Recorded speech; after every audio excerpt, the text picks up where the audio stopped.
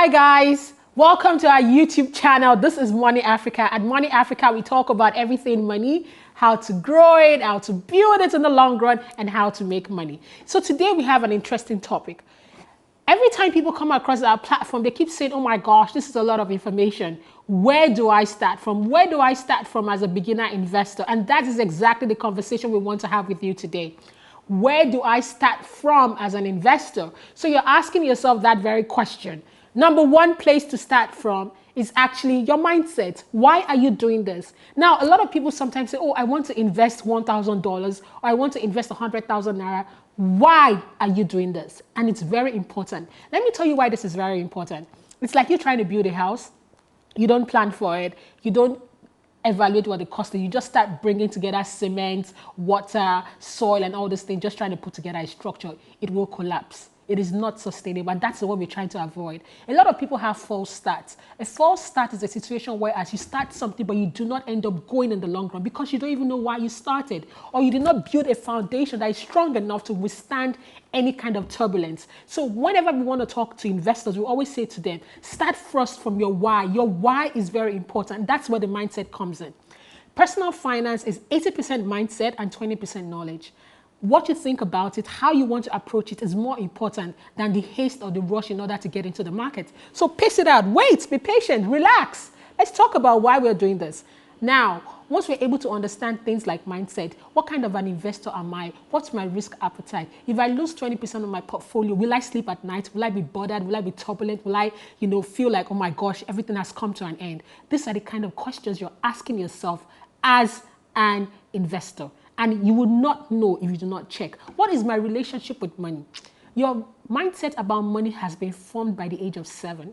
So if you do not come from a family that is intentional about teaching you about your money, you have to do a lot of unlearning as an adult. So where are you with that money? What is your relationship? What do you think about credit? Do you think loan is a good or a bad thing, right? What do you think about mortgage? What do you think about buying a house? What do you think about having a partner that is not good with money? How will you navigate that? So all those things are very important. So we start first with the mindset, right? Number 2, now, once we've gotten the mindset out of the way, the next thing we're asking ourselves is our goals, financial goals. Now, there are 3 different kinds of goals. You have your short-term goal. This is less than a year.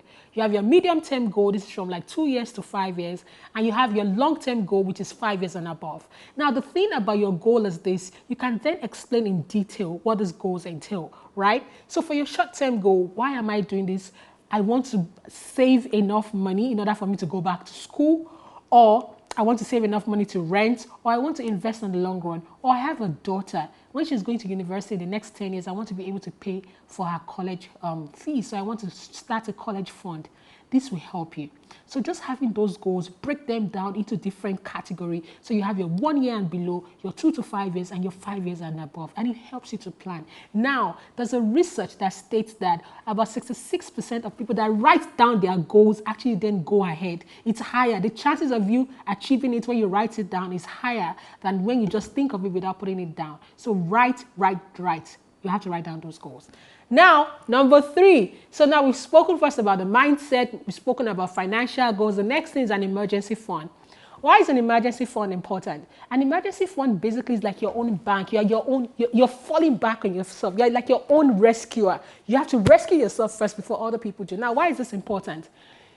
People are going through things, and that's really just the truth. So if you are having an emergency, your emergency might not immediately be theirs, not because they are cruel, they are wicked, or they are very horrible people, but just because of the fact that life is happening, right? So we always want to create a kind of hedge that, number 1, we can actually help ourselves. So emergency fund is critical.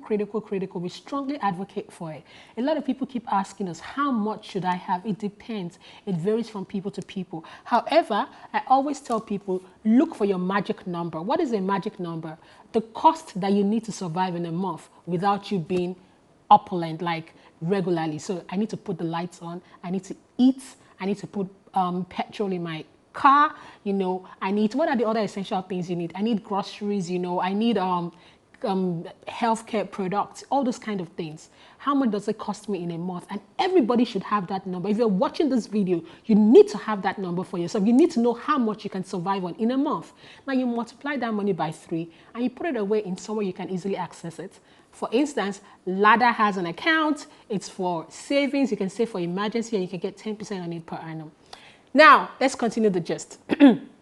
So now that we've spoken about this, we've spoken about how we can make it work, we've spoken about how we can actually, navigate this thing and actually address it. Emergency fund is very, very important. Another thing that could help your emergency fund is this, right? What are the things that actually becomes an emergency? Number one, somebody falls sick, then they have to treat themselves. If you have an insurance plan, then you do not have to pay out of pocket because your insurance is paying for you. Fantastic. That is one of the ways you can actually protect your emergency fund. Another thing that could also affect your emergency fund is if you lose your job and you don't have any income again, how can you stand out? Ensure your LinkedIn profile is always updated. You're speaking to people in your community, you're networking. So should the case you find yourself in the job market, the rate at which you bounce back is faster than the other person that was not intentional about self-development, about networking, about building skills amongst others. Now, we've spoken about emergency funds. Number 4, you're actually now looking at your risk appetite. So you're aggregating. You have low risk, you have medium risk, you have high risk, right? What falls on that low risk? You're looking at things like your high yield savings, like Ladder has one, you can download us on iOS or Android. You're looking at things like the stock market, ETF as your medium risk. And you're looking at things like the cryptocurrency as your high risk. As a beginner investor, it doesn't make sense for you to jump from zero into crypto. No, you need knowledge first. So you pace out yourself with these different risk instruments. You start learning about them. Join a community. Money Africa has a community. www.themoneyafrica.com. You can join our community where you get to learn about money with other people like you, all learning together, right? And then you pace yourself. You start, right? And you start understanding what it entails. Now, the last but not the least of the things to do as a beginner investor is to draw up a budget. Tada! People say, Tosin, I don't know where my money is going to. I said, go draw up your bank statement for the last 3 months and check where your money is going. It won't lie. To tell you, it's right there. It's right there. So your bank statement does not lie. It actually tells you where your money has gone to. So analyze the bank statement. And for those that are always withdrawing cash, get an Excel sheet or get an app and tell yourself how you actually spent that cash. So when you sort of know where your money is going to, it helps you to be able to plan and budget. Because if you're budgeting, you have to be also realistic. The price of food in the market has gone up. So let's say in actual fact, you're spending like 50,000 naira on food every month, but because you want to look prudent, you're putting your 30,000 naira in your budget. If you go to the market, even if you slap them, they won't give you food that is worth 50,000 naira for 30,000 naira. So we've got to be realistic here. So that's where budgeting helps. So you'd see how much do I spend on credits every month, that is data, how much do I spend on electricity. If you're living in a place that you need to switch on your gen, like Nigeria, how much am I putting as petrol in my, in my generator? Track everything and it will help you. Then you can see how much do I have left? How much can I put in investment? Or what am I spending on that I can cut out so that I can put it in investment instead?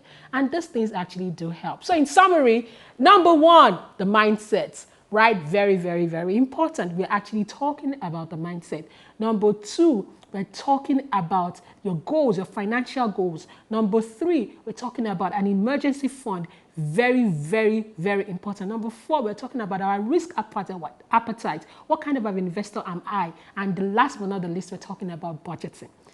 If you enjoyed this, come on, click on the subscribe button right now. Come and join us, subscribe, share this with your loved ones.